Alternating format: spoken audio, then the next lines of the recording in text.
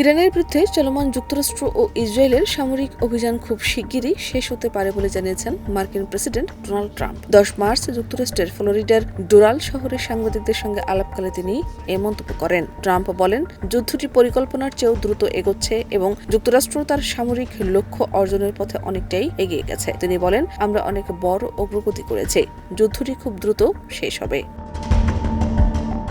Trump জানান, গত 28 ফেব্রুয়ারি শুরু হওয়া অভিযানের পর থেকে যুক্তরাষ্ট্র ও ইসরায়েলি বাহিনী ইরানের বিভিন্ন স্থানে 5000-এর বেশি লক্ষ্যবস্তুতে হামলা চালিয়েছে। এসব হামলায় সামরিক ঘাঁটি, ক্ষেপণাস্ত্র স্থাপনা ও গুরুত্বপূর্ণ অবকাঠামো ধ্বংস করা হয়েছে বলে দাবি করা হয়েছে।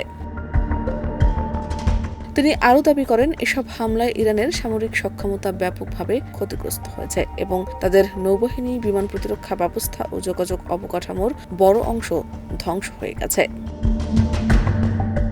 এর আগে ট্রাম্প রাশিয়ার প্রেসিডেন্ট ভ্লাদিমির পুতিনের সঙ্গে টেলিফোনে কথা বলেন। ট্রাম্পের ভাষ্য অনুযায়ী পুতিন মধ্যপ্রাচ্যের এই সংঘাত নিরসনে সহায়তা করতে আগ্রহ প্রকাশ করেছেন। তবে ট্রাম্পের এই মন্তব্যের জবাবে ইরানের বিপ্লবী গার্ড বলেছে, যুদ্ধ কখন শেষ হবে তা যুক্তরাষ্ট্র নয়, বরং ইরানই নির্ধারণ করবে। শাহনাজ পারভীন, দেশ রূপান্তর।